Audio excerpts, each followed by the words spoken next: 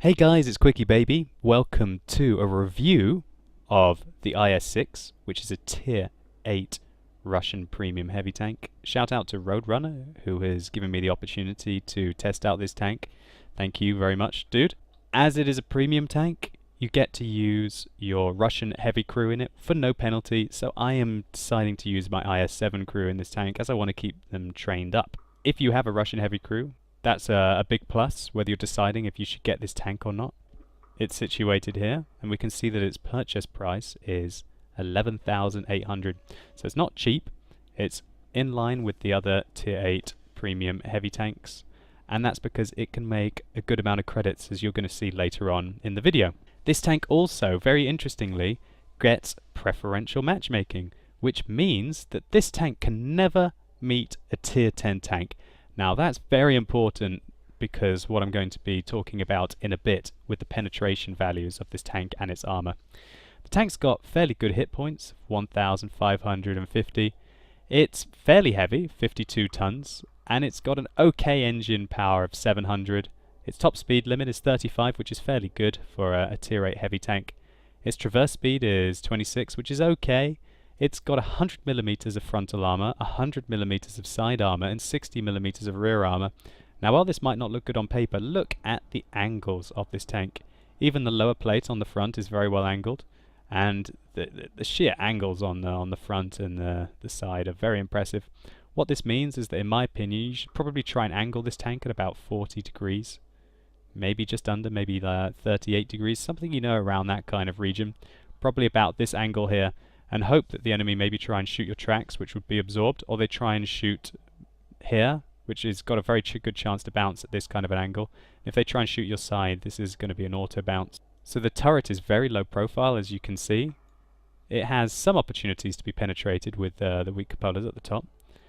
However, this tank does have a rather large weakness, which is the driver's hatch on the front, which I must point out that you can try and penetrate fairly easily with 200mm penetration guns. The tank's turret has got 150mm at the front, the side, and 100 at the rear, which means that high penetration guns can just blitz through the front of the turret.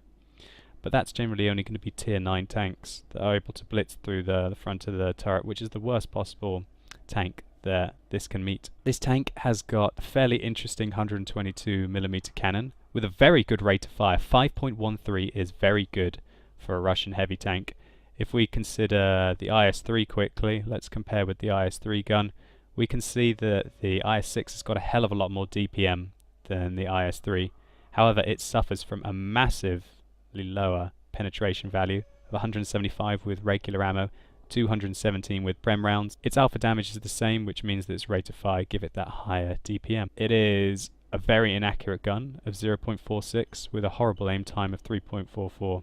So I suggest you use vertical stabilizers to minimize the 3.4 second aim time, as well as a rammer and vents, which is my standard setup on most tanks. So without further ado, let's see how this beast plays in the games. Let's get this show on the road. Okay guys, so here we go. This is the second game I ever played in the IS-6 along with Jingles in his IS-6 as well. Let's just speed the game up. The way that I feel like I want to play this tank is very aggressive. I want to use the great rate of fire and low penetration and poor accuracy and poor aim time to get up close and personal with tanks and try and bully them with my fairly fantastic armor. So here we can see that the enemy has got two Tier 7 French scout tanks who are among their best players on their team, most experienced players as well. They've rushed the middle and they're going to be counter-scouting our T-52s. I'm talking with Jingles here and we're deciding that it's time to put the pain on them and try and take them out early. I stopped to take a cheeky shot, put the first one in. Fortunately I lose my loader to an SU-5 and my track gets blown off, but I decide not to repair it.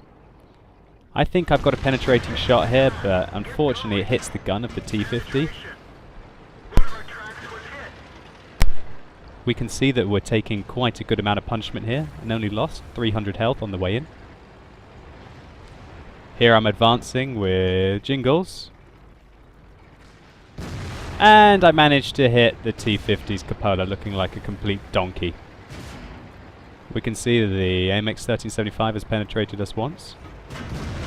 He bounces his second shell, as does the T-71, and he puts one more shell in. I'm hoping that I can ram him to death from behind, but the T-69 helps me out.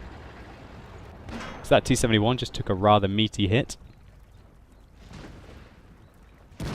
And unfortunately we don't roll high, but he ends up getting killed by the artillery. So far so good. We've taken out the 2 best players on the enemy team, and they were very valuable tier 7 scouts. Now here we can see the tier 8 medium. T-69 is being very aggressive, coming in to YOLO me. I see he's going all the way round. I managed to absorb some damage with my tracks, and we get a nice roll.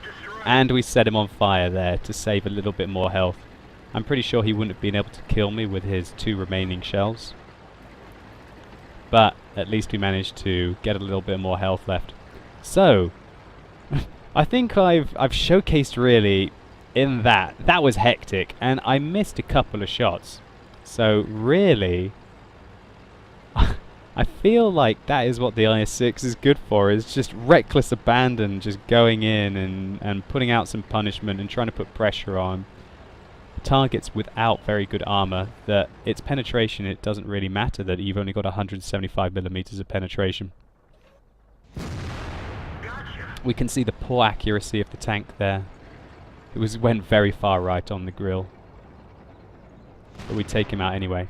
I foolishly come round the corner before I was reloaded and take a shot from the Panther, who we can see there penetrated my turret. We managed to bounce his second shell, and we put ours into his track. I'm trying to dictate the pace of the combat here.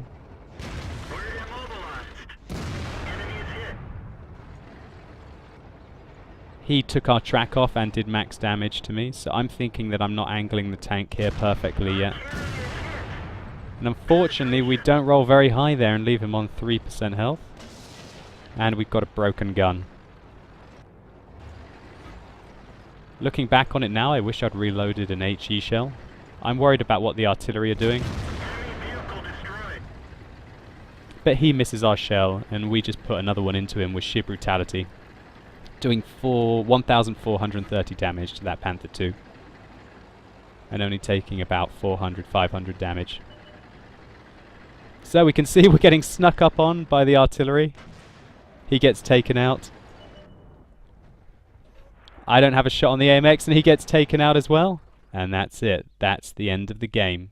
So here we can see the post-game stats for the game that we just saw in the IS-6. We can see that we made a fairly meaty 118,000 credits, and we got just shy over 2k to get a 4k double. And that was enough to get our mastery badge in this tank. It's not the highest amount of experience that you need to get a mastery badge, so it's not too bad. That's kind of what I would expect in this tank, and I was quite happy to get it on the second game that I played. Looking at more detailed stats, we can see that we managed to do 3,683 damage in that game, which was the most by a fair margin. We got 3 kills. We got a sniper medal as well because we hit 12 out of 13 shots. And because we were being very aggressive against low armored targets, we were able to penetrate 11 of those 12 shells. We took 22 hits that game and still finished with some health, which gave us a potential damage received of 4,785, which was a fairly strong result. I want to say firstly thank you to Roadrunner for this tank and allowing me to test it out. And what I will say is that I kind of like it. I think because it gets the preferential matchmaking, that its 175mm penetrating cannon is not too bad. You think that the IS meets tier 9 tanks occasionally, so if you're able to use the IS well, then you should be able to use the IS-6 well. The DPM on the IS-6 is a lot stronger than most of the other Russian heavies, so that excellent rate of fire with the 122mm cannon should not be underestimated. I think if you see an IS-6 against you, I've known from playing this tank to be quite afraid if you give it your flank or your rear. Even if you're in a high tier tank, say let's say you're playing the E75, try and keep your frontal armor to these things because their DPM is surprisingly high for a premium tank, because generally the premium tanks have got punchy guns which have got much lower DPM, Like when you think about the T-34, for example, this thing has much higher DPM than the T-34, but it doesn't have that 240 plus penetration that the T-34 does, or gun depression. This tank has pretty awful gun depression. So if you want a tank that you can use a bit like a Brawler, if you can say that as a heavy, if you just want to have a tank to make some easy credits where you don't really want to stress too much, you want to just go in and kind of just have some fun, and you've got the DPM to get you out of some situations, and you want to get up and close and personal, then I think this might be the Tier 8 Premium Heavy Tank for you. As always, guys, thanks a lot for watching. If you've appreciated this kind of post-game commentary, then think about giving me a like at the bottom. I'd really appreciate it.